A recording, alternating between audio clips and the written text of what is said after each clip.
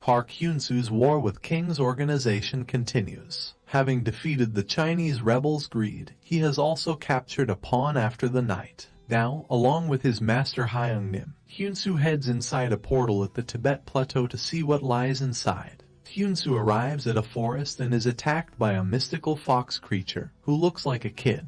She is stronger and faster than him and wants him out of there. The fox creature overpowers him with but the impact of her voice. Those must be some strong vocal cords, damn. Hyun-soo tries to fight back, making use of the invisible shield and black cannon. He also uses acceleration, followed by falling heavens and lightning heavens, but all to no avail.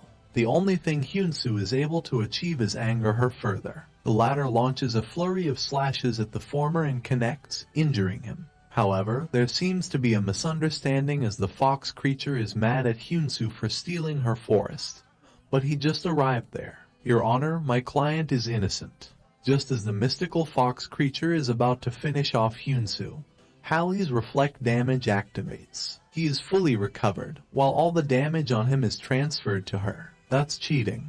Suddenly, she transforms from her orange-haired kid form to a white-haired woman one. The seven-tailed fox woman overpowers Hyun-soo and puts him on deathbed. Falling, he activates the A+ item clear and is back on his feet. Hacks mode on.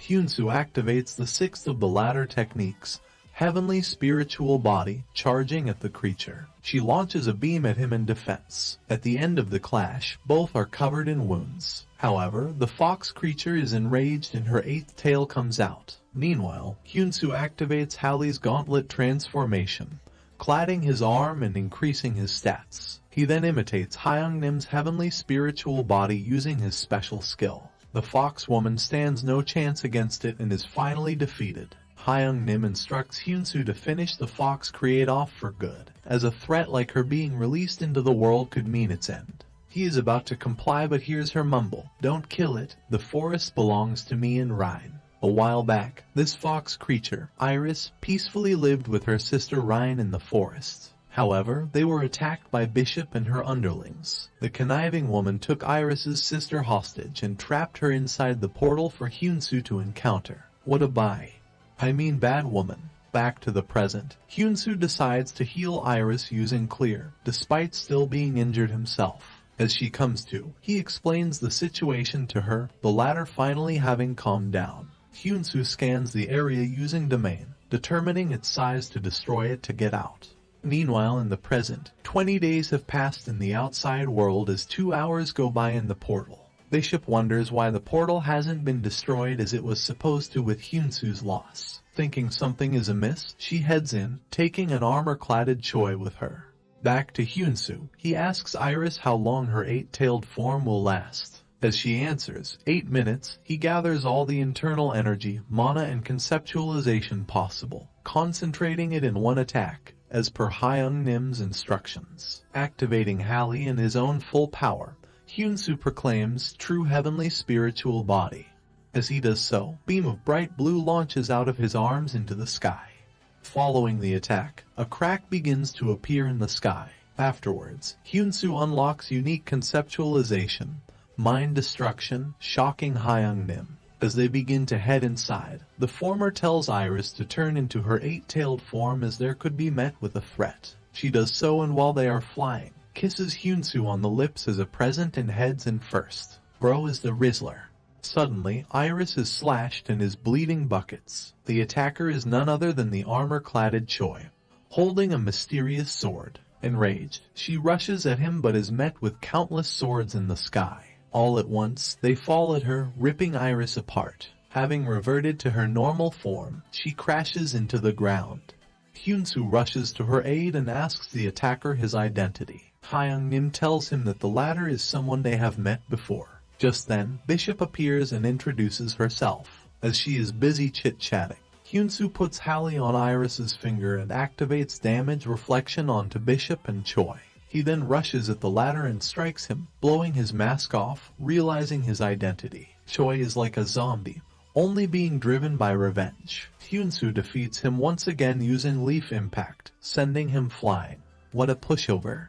Iris has fully recovered and flies towards the portal with Hyun-soo. However, Bishop is back and charges at the two. Seeing this, Hyunsu throws Iris towards the portal, telling her to survive. Bishop attacks Hyunsu. The latter is unfazed and activates his unique conceptualization, mind destruction. Combining it with root impact, he shatters her attack. Bishop retreats into a portal, but Hyunsu uses domain to find out her next location. Using heavenly demon flight to reach her there, he strikes Bishop with seed impact as she is coming out of the portal, connecting. Hyunsu then proceeds to charge up exploding heavens. Equal rights, equal fights. Bishop calls on all the vengeful spirits that have died in the portals to attack Hyunsu. Just then, Halley tells the latter that he will handle it. Being absolute death, he holds total power over the dead and frees the spirits from their misery. Having nothing left, Bishop shields herself but is struck by falling heavens, then exploding heavens. As Hyunsu tells him that she is weaker than Night and Iris, Bishop calls on Ronbel, her butler, to get rid of Hyunsu. He arrives and begins to launch a flurry of punches at Hyunsu. Simp.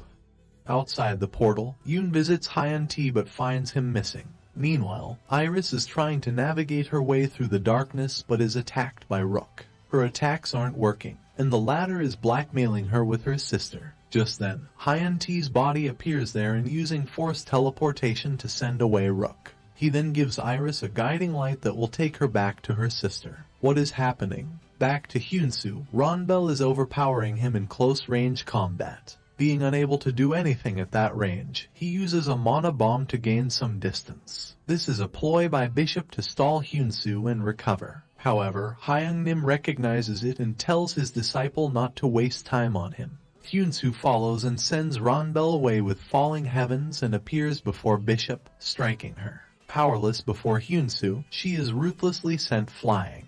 At the Portal Strategy Committee's research office, Robin, Sherry and Anderson celebrate Isaac's birthday. The chairman talks about God with his disciple, telling him that he once met him before. Telling the Singularity that the time is right, Robin hands Isaac a mysterious sword. Why now? Back inside the portal, Bishop brings out the immortal Transcendent, but trips and drops it. Disgusted at this pathetic display, Hyunsu strikes her down with exploding heavens. Seeing this display, Ronbel doesn't wish to get involved and runs away. Afterwards, Hyunsu's listening to instructions levels up. However, Hyung-Nim also gets a special skill this time around, possession. Only once, he will be able to possess Hyunsu's body with all his skills, after which his existence will disappear from this world. Hyung-Nim wonders if that is what his subordinate Seoil told him in his dream about the day to not hesitate. As Hyunsu wonders about Iris, Hyung-Nim assures him that she is happy and unharmed wherever she is. He then heads out, making a portal using an item left behind by Bishop. Outside, King Lan is waiting for his arrival. Hyunsu appears from a new portal and is greeted with a hug from her. The two portals then close, as his mission is successful. King Lan informs Hyunsu that 1 month has passed while he was away. He is also told that his brother Hyunti finally woke up and that the rank number 1 chairman of the Portal Strategy Committee, Robin, passed away a day ago. Oh, that's why. Elsewhere, Isaac cries, mourning his master's death. Before his death, Robin came across King. The latter referred to him as Newman, telling him that he will be the one to kill him in this world as well. Robin is prepared to take King down even if it costs him his life. However, he is defeated and only his bones are left behind. As his last act in this world, Robin gave Isaac a pep talk to believe in himself and not be consumed by revenge as he has limitless potential. Does he though? Meanwhile, Hyunsu excitedly goes to meet his awakened brother. Though, he soon finds out that it is not actually Hyun-T, but Mare, the god of planet Ares. The god reveals that he is keeping Hyunsu's brother alive right now. King is the one who put the curse on Hyun-T, being the culprit behind the portal impact. Mare then tells Hyung-Nim that he is the one who transported his spirit to this world as it was separating from the body. Finally, the revelations.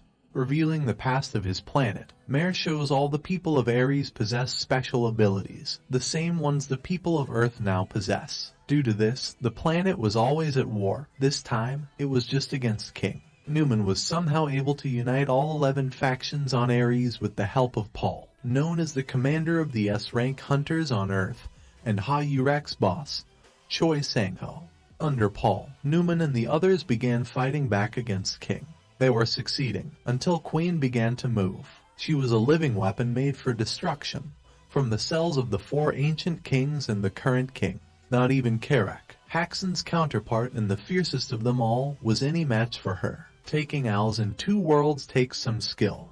As Newman retreated, he met Mare. Upon the former's inquiry, the latter told him that he is responsible for only the manifestation of their abilities and can't directly help him. Mare also told him that a transcendent being backs King and his forces. Depressed at the thought of not being able to get his revenge, Newman begs Mare for a way to continue their will. With this, the god of Ares promised Newman his people might not get happiness ever again, but they will have their revenge. Mare then tells Hyunsu that singularities are created in this world by him and are variables that didn't exist in Ares. He traversed numerous dimensions so Hyungnim could meet Hyunsu, and Isaac could receive the sword. Mare also reveals that had he not saved his brother, even if just by name, Hyunsu would have unalived himself. The latter asks whether the prophecy about the singularities saving the world is true, and the former tells him that it's his desire that he hopes to be true. Elsewhere, the sword asks Isaac if power is what he wants. Wait, what? The sword talks. The demonic sword among demonic swords makes Isaac sign a bloody contract for revenge against Robin's killer, cladding him in darkness. Armin comes in and is shocked to see Isaac like this. Proclaiming his revenge, Isaac vanishes into the air. Oh no, this never ends well. Meanwhile, Hyunti is back to rest and Mare tells Hyunsu before leaving that he will wake up soon naturally. Having most of his questions resolved, Hyunsu goes out to tell the others about what he learned. He meets Ha Yurak, who has regained her powers and has her hair back to normal. The two then meet with all the S-ranks before Robin's funeral. Haxon wonders just how strong Hyunsu has become. The latter then briefs everyone about Mare, the god of Ares, and what he learned from him. Finally, Hyunsu is about to reveal why King has come to Earth of all places. The reason is... Psych. Find out in the next part.